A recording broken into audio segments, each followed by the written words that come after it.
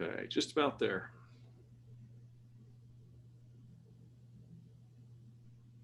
We're going live on YouTube, so it takes just a second to start the stream. All right, good morning, folks. We're here to... Okay, just about there. Yep, we're on. Doug Folsom has our presentation today on slips, trips, and falls prevention. Doug. Thanks, Jason, and thank you for joining us this morning. You know, you mentioned slip, trips, and falls, and that may sound kind of basic. You know, often I have people come to me and they say, hey, you know, can we get the more advanced safety stuff? Well, you know, what really gets us is the basic stuff. And if we can control the basics, you know, we're going to have pretty good safety programs. And obviously, if you just say, hey, you know, just don't fall down, that may sound kind of simplistic. There's a lot of things that contribute to, you know, falls. This is a serious cause of injury that we deal with. If we go back, this is covering the last 5 years here at the Trust. And if we look at the cost of slip and falls in our workers' compensation program, $7 million in 5 years. I mean, that's over $1 million a year. Just a simple thing as, you know, slip, trips, or falls costs us. When we look at what is the most frequent cause of a work comp claim, number 1 and number 2 is always, you know, strains and sprains and, you know, trip and falls, slip, trips, and falls. Generally, slip, trips, and falls is about the second most common cause of an injury after the sprains and strains, but it is the most costly. It costs us the most money of anything. And so if we can just, you know, learn not to fall down, we're going to go a long ways to saving a lot of money for our organizations. When we have a fall, there's a lot of different kinds of injuries that could occur. You know, often they're musculoskeletal injuries. Rotator cuffs getting torn, shoulders getting torn when people fall and try and catch themselves is a common injury, sprains and strains, but there's also the potential for head trauma from a fall. And that's something that's really important, is to, you know, be able to protect your head because that's where we see, you know, fatal incidents in falls, especially where there's a severe head trauma. Fractures, bruises, you know, scrapes and cuts and all, you know, basic injuries that we can see, but some of them can be really serious. So when we talk about slip, trips, and falls, I think it's pretty basic, but we can just real briefly take a look at this. A slip is when you lose your balance due to a lack of traction between your feet and the ground. If that coefficient of friction isn't sufficient, you know, to help give you good traction, then it's easy for your feet to come out from under you. That's a slip. A trip is when, you know, our leg or our foot hits an object that's not moving easily and causes our forward momentum to exceed our base, and we tip over because something caught our feet or our legs. And a fall is, of course, moving downward rapidly without control from a higher level to a lower level, you know, from where your head is to the ground. We look at this in 2 different ways. There's falling from the same level, you know, and you can fall to the ground that you're standing on and you're still falling down, or you can fall from the level that you're standing on to a lower level, you know, off of a ledge or something like that. Obviously, the fall to a lower level has much more potential for serious injury. I was looking at a variety of statistics this morning, and I think in the construction industry in 2018, falls were the #1 cause of, you know, fatal occupational injury for construction workers. You know, when we look at all industries, transportation is probably, you know, higher up there, but this is a serious thing. It may seem basic, but, you know, it could be your life that we're talking about here when we talk about these slips and falls. Slips happen a lot because, you know, like I mentioned before, that coefficient of friction is reduced. So what on the ground can reduce that coefficient of friction? I need to be able to identify these hazards so that I can protect myself and others around me, so we can remove the hazards, so we can control the hazards, or provide ourselves with the protection that we need. So wet, you know, water, snow, ice, those are common things that are going to cause that condition to become slippery, or spills of oil, grease, food, all sorts of different liquids that could be spilled. Dusts can be very slippery, especially when they're over a polished surface. And so, workshops where you're producing, dust, wood dust, can be very slippery, or papers and plastics left on the ground, especially again on a polished surface, can become very slippery as well. So housekeeping becomes a big issue when we're talking about preventing slips and falls. Those highly polished surface, like a polished concrete floor, or even if it's polished tile, stone, those are other areas where we need to be thinking about how do we prevent that surface from becoming overly slippery. Trips, the common things we might see are hoses, cables, wires that are kind of left out across a workspace or across a walkway, especially. Housekeeping and clutter, the things that are just on the ground, here and there, and just because it's where we were using them, so we left it there. Those are common causes of trips as well. Unexpected changes in elevation. Sometimes this may be a step that we didn't see, or a curb that we didn't see, or sometimes it could be a step that has uneven depth or height. And so we're expecting a step to be a certain height. And sometimes if it's even just a fraction of an inch, higher than all the other steps, that step will catch your toe and cause a trip. So irregular steps can be a problem. What are we putting on the floor? Carpets and rugs, that are rolled up or curling or crumpled. Obviously, those are potential for trips as well, or any other cause for an uneven walking surface, damaged floors, whether that's, actual holes in the floors or objects that are protruding from the floor into that walking area. Another thing that can cause problems with falls are just the human factors. When I was looking at some of these statistics this morning, they said, the people most at risk for a fall, and this was specifically with regards to occupational injuries, are people who are 55 and older. Well, so we look at that and we go, oh, you're just, you're saying because I'm old, I'm falling down. Well, there's a lot of things that change especially as we age, and your eyesight will change as you get older. I've been experiencing that for years now. So your visual perception can change. And so your ability to see what's going on around you, the way you're accustomed to, can cause you to miss something. So age is definitely a factor, but maybe not even age. It could be, other physical condition issues that become a factor, like fatigue. If someone's been working, very hard, and their legs are tired, and you're walking, and it's going to just be a little bit easier later on with that fatigue to have a trip, or a fall. And, it could also be, how your body is functioning because of an illness, or because of stress that's on you, or because of medications that you may be taking. And so there's also these human factors that we need to make sure that we're keeping in mind and controlling. Sometimes we kind of overdo it, and we put ourselves at a disadvantage.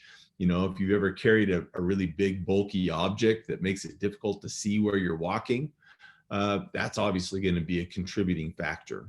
So what are some things that we can do to move materials around that could be done in a safer manner? Using a dolly, a cart, getting someone to help us, move an object can help us not just prevent a strain, which is going to be really common, but also potentially those slip and falls that could happen. Just not paying attention. We've all seen those funny videos where someone's walking while distracted, walking while texting, and they walk into a pole or fall into a hole, and that's, happens to all of us, whether it's a device in our hands or whatever. We just, are distracted and thinking about other things and not paying attention to where we're walking and what the surface is like that we're on. Taking shortcuts is a real common problem, especially with safety in general, but when we're talking about slip, trips, and falls, if you're trying to, hop down off of something rather than, using the ladder or using the steps properly, that can result in a fall as well. So if you're in a hurry and rushing, obviously, we're going to have other higher risk for an injury and a fall. So things that we want to think about to prevent these slips, trips, and falls is the design of our workplace. Is there anything in our work environment that is particularly, tricky to negotiate, to be able to get around, whether that's the placement of equipment, workbenches, or other things. It could be the housekeeping is going to be a big one as well. How do we organize our workspace? Do we keep things off the floor? So safe walking practices, thinking about, how not shuffling our feet, but picking our feet up, using handrails when you're going up and down stairs, wearing the proper footwear. These are all things that we can talk about. How do we prevent these trips and falls? Proper maintenance, obviously, with our facilities, whether it's stairs, sidewalks, just floor surfaces, proper maintenance is really important. Keeping surfaces clean, if they're wet, oily, dusty, all sorts of conditions, can increase that potential for a slip or decrease that coefficient of friction. Making sure that everything is put away and in its proper place and not just thrown on the floor where people are going to trip on it. I was doing a inspection one day, a safety inspection for one of our members, and I walked into this warehouse and it was a mess. There was just stuff everywhere. And you're just climbing over stuff to get at anything. And I said to the employee that was with me, I said, there's a lot of potential here, for an accident. This is kind of scary. He says, well, I know exactly where everything is, and I'm the only person who ever comes into this space. And you're kind of like, well, you put it there and you're the only one that comes here, maybe. But then it wasn't a couple of weeks later, I see a work comp claim come in for that member entity for someone who was hurt in that workspace, in that warehouse, who wasn't the person who knows where everything is. And so we can never guarantee that we're the only ones that are going to be coming to an area. And even for ourselves, even if we put it there, we may still trip on it. Take into consideration slopes and heights, especially if there's potential for a fall that's not protected. Adequate lighting is really important as well. Being able to see that trip hazard. If you've got a trip hazard that's known that you can't remove, mark it, make it visible, but have your lighting sufficient so that you can see the area that you're moving around in and identify those hazards. Snow and ice is a big one. Every year we see just tons of injuries resulting from slips and falls on ice. Parking lots is a big one. Just coming into work or leaving work and walking out across that parking lot and having a slip and fall. So it's really important to have a good regular monitoring system for your sidewalks and parking lots at your places of business and where you work. It's good to also log your activity as far as maintaining those walkways and driveways. That can help us in a liability standpoint. And it can also help us from a management standpoint to make sure that the job is being done, that it's being done frequently enough to address, the hazards out there. And so again, when we're looking at the parking lots, I also strongly suggest that whoever you have arriving first thing in the morning, if it's been a bad weather, snow going on, that person should be the person who's responsible for making sure that the driveway and the sidewalks are clear. And if you're contracting with somebody else to do it for you, then they need to make sure that they can get in there and get those surfaces cleared before your start of business each day. Every year we'll see multiple claims where someone's injured falling in the parking lot early in the morning before the sidewalk was salted or before the parking lot was cleared. So try and get that done first thing in the morning so we don't have people arriving and coming into the office before that's been taken care of. I mentioned housekeeping a couple times, and I've just got some examples here. Some of the things that we've seen over the years. Now, I'll grant you some of these pictures are a little older. Jason and I, we've been doing this here for the trust. I think Jason's about 10 years. I'm about 15 years doing this. And so a lot of my pictures are things that are really bad or older pictures, because guess what? You guys have done a really great job, of improving things in your facilities. And we see it, and it makes a huge difference. And we actually want to thank you for that. You make great efforts. And the fact that you're joining us here this morning, is evidence that, this is important to you. We need to make sure that our workspaces whether they are, especially the commonly used, the high frequency, high traffic areas, but all spaces. Sometimes that out of mind, out of sight, out of mind space is the one that may get us because we don't go in there very often. And if it's a mess when we go in there, we may run into all sorts of hazards. So keep things clean, keep things up off the floor, especially out of walkways. Sometimes you store things on the floor, but it needs to be out of the walkway, out where it's not protruding in where someone's going to trip on it. If we got things up on shelves and in their place, we're not going to trip on them. So here's some other examples of things we've seen, anything from the loose floor mat that's, curled up on one side because it's against the wall, or just generally, how we don't have enough space to put things, or we haven't taken the time to make sure and stow things in a safe manner so that we have a safe working condition. I've said this for years. You show me a clean shop and I'll show you a safe shop. If we're clean and organized, we're going to avoid a lot of potential for slip, trips, and falls. Footwear is really important. Lots of times we think about, that slip. And if you slip and fall, it's that decrease in the coefficient of friction between your foot and the ground, which is your footwear. Is it the right footwear for the job? Unfortunately, not one thing is going to provide the ideal solution for every circumstance. Understand that shoes, that your footwear, there's different types of soles on them. And it may look like, a good grippy sole, like a waffle stomper here. But if you actually look at the shoes, sometimes they'll have actual printing on the sole there that may say non-skid or slip resistant or oil resistant. All of those things mean something slightly different, and the conditions that you're working on, are going to make a difference there. So, slip resistant or shoes would be like the one in the lower left-hand corner here, that where you may have wet or oily surfaces. That sole is got a softer rubber with lots of little sipes in it that's going to help get traction, kind of like a snow tire does. If you're out in the dirt and rocks, and stuff like that, then the waffle stomper sole, that's maybe a little bit better. The oil resistant may help your shoe resist contact with certain chemicals as far as its deterioration. So it doesn't always mean, that it's something that's going to keep you from slipping. Non-skid doesn't necessarily mean that it's not going to slip.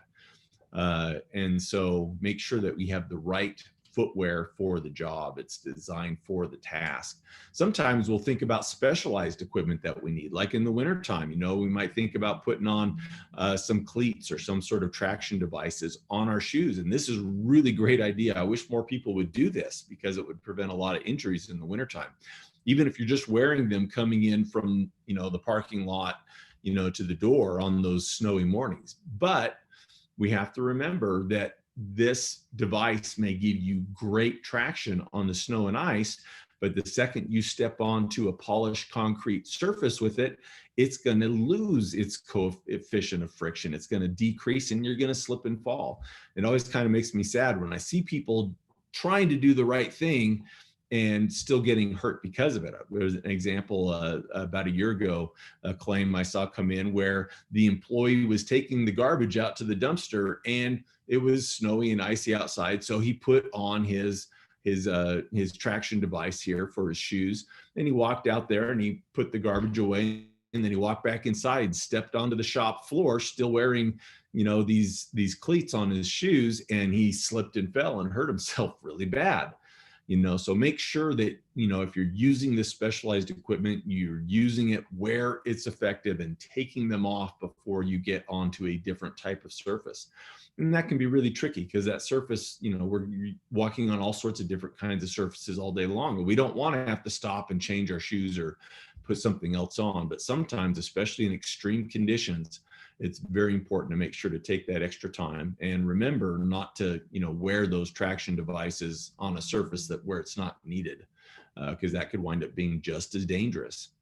Surface treatments. Sometimes we may have a floor that we think is a little slippery. And there's things that you can do. There's non-slip tape, that you can put to give some traction to a surface. But there's also coatings that you can put on tile or on concrete surfaces that will increase the coefficient of friction, even if they're wet. And so if you do have an area that you recognize as being really slippery, especially if it's prone to get spills or have water tracked on it, that may be something you may want to look at. What can we do from an engineering standpoint to the surface itself to make it less slippery? And so there, different coatings or treatments that you can put on there. Some of them are just invisible, like putting on a coat of wax, except the opposite. It helps increase the coefficient of friction of that surface with your shoe. So think about that. It's, if we know we have a slippery surface, don't just think, okay, I'll remember this is a slippery spot and be careful here. Let's try and do something about that to make it less slippery, for other people. Often we could have other physical hazards that we're dealing with. If you've got manholes in the ground, in areas where you're working, we need to make sure and keep these covered. But it could not just manholes, it could be hatches. It could be a floor hatch, a roof hatch, anything that's in that area where you're working. We need to make sure that we barricade it, protect it, cover it, so that people don't fall in a hole. We've had it happen. We've had some pretty bad claims from people falling into a manhole or falling down through a roof hatch or a floor opening of other kinds. And so we need to make sure that we have adequate protection, for these openings, and don't just leave them open. Don't leave them unprotected. Other things, we talked about trip hazards already. Again, how many times have you just, climbed over, some stuff stacked on the ground between a piece of equipment and the wall to get to something you needed to? Maybe we need to rethink our storage system here. Obviously cords and we've talked about those need to be controlled and not just laying out across walking surfaces. Open-sided areas that should have a railing. We need to make sure that those are guarded. This mezzanine, with the railing or the gate up there, is a real common thing that we see. And there's certain standards that need to be met. That railing needs to be a certain height. It needs to be able to handle so much pressure against it. And if we've got people walking around up there and they're working up there, even if it's infrequent, we need to make sure that they're protected or using some sort of fall protection. This was a great one I found one time where, we had this mezzanine area above some offices we built in a shop, and we built this nice staircase going up there with railings, but then no railings on the deck. And so, we don't want you to fall off the stairs, but it's okay if you fall off the deck. Make sure that you're identifying these areas where you've got potential hazards, and make sure that you've taken the time to put the engineering controls in place to help protect people, and try and avoid saying, just be careful. Just be careful may seem easier up front, but in the long run, it's best to try and just make sure we have a safe working environment.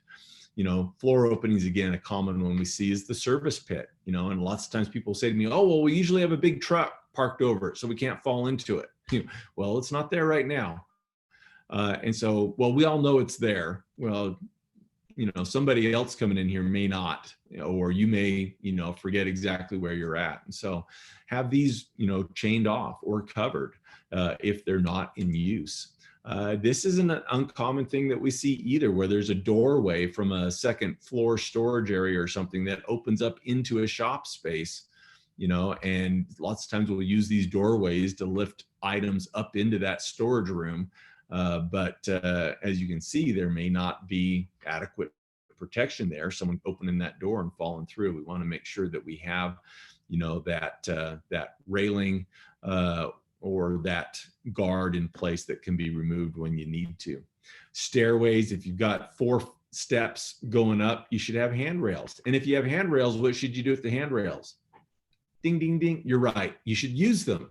I know a lot of people go up and down stairs and don't touch the handrail. And right now, maybe we're kind of thinking about not touching those high contact surfaces so much. But when you're going downstairs, if you have a slip or a trip when you're going down the stairs, if you've got your hand on the handrail, that can help you prevent a really serious fall. And so I try to make a habit. If there's a handrail there, put your hand on it. you know, or at least have your hand around it lightly so that you can grab it if you need to. Otherwise, you know, there's no purpose for it there at all. Another thing where we've seen a lot of trouble, not just from a work standpoint, from a workers' comp standpoint, but also from a liability standpoint, is the maintenance of our walking surfaces and areas, whether that's sidewalks or parking lots, you know, or other things that are in an area where people may be walking, riding bikes or other things like that. We need to be really careful.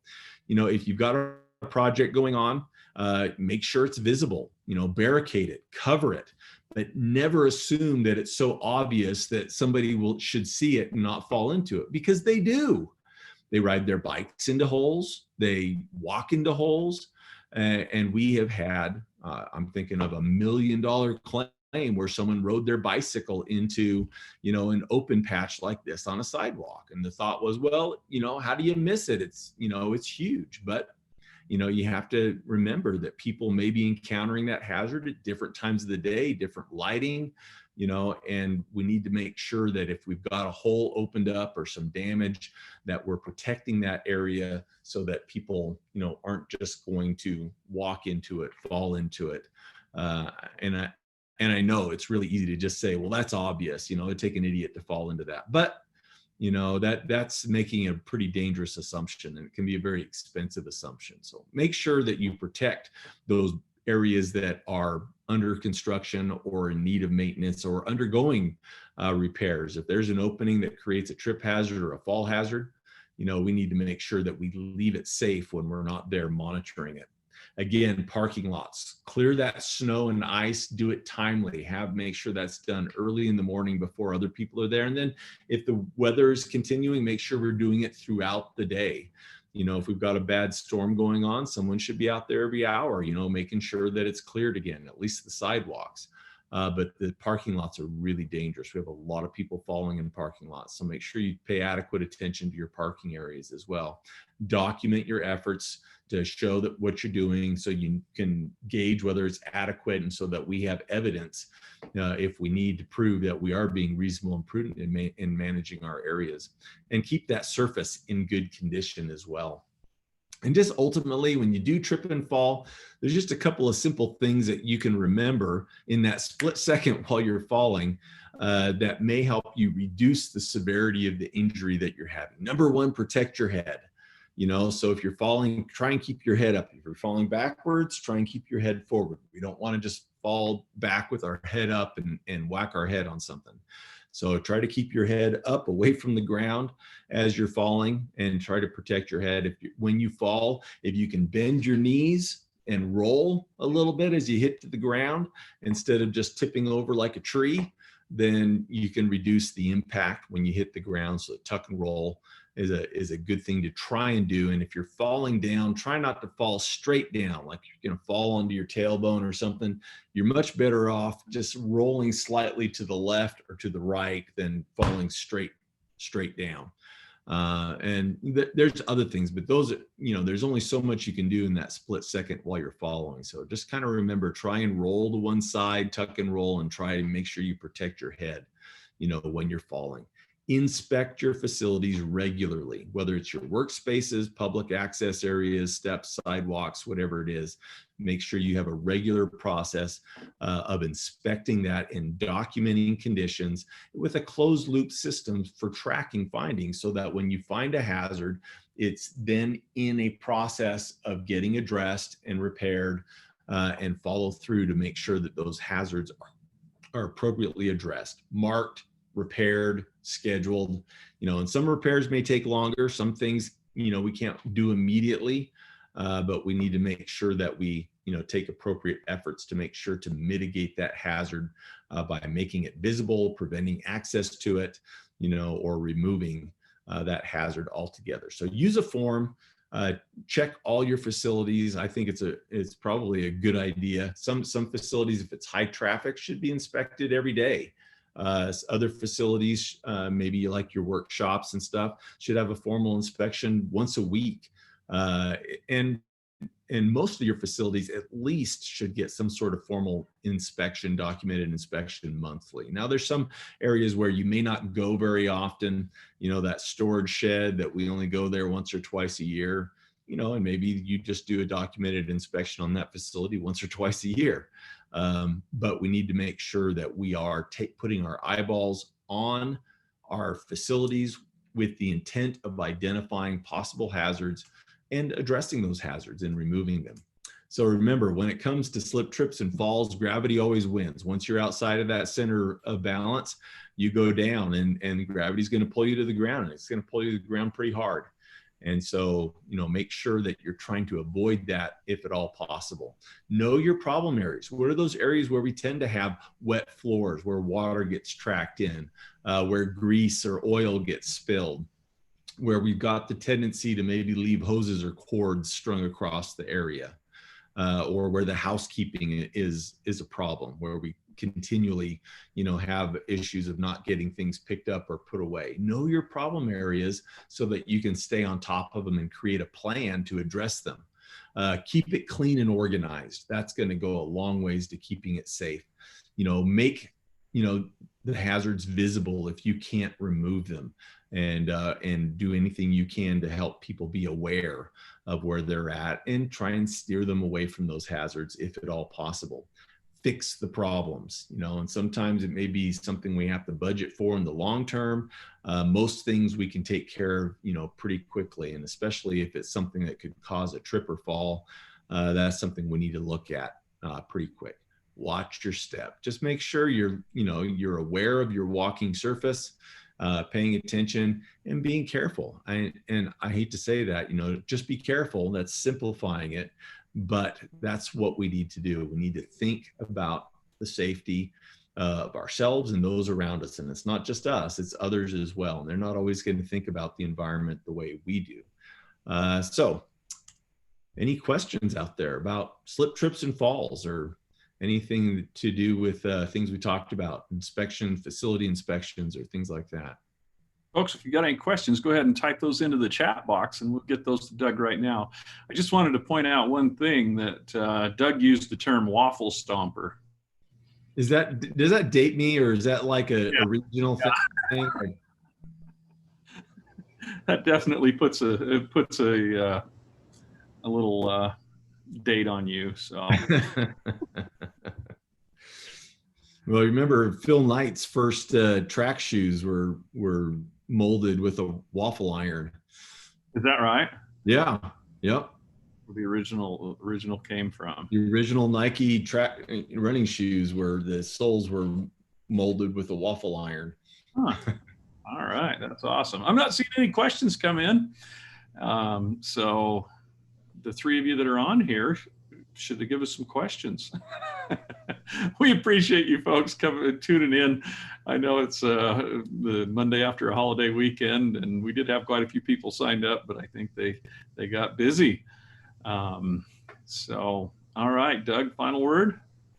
Open your eyes, take a look at your spaces, and look for those hazards, look for those trip hazards, and do something about them. Get rid of them, move them, address them, and make a habit of doing that on a regular basis. Be safe. Awesome. Thanks, Doug. Appreciate it. Doug will be doing this again at 9 o'clock. So if you've got some people that didn't see this one, you can ask or let them know about it. If you need a link to that one, or you can go on to our website and sign up there as well. We can definitely get you into that. And then we'll be talking about safe sidewalks at 10 o'clock today. Thanks, Doug. Appreciate it. Thank you. Go out and have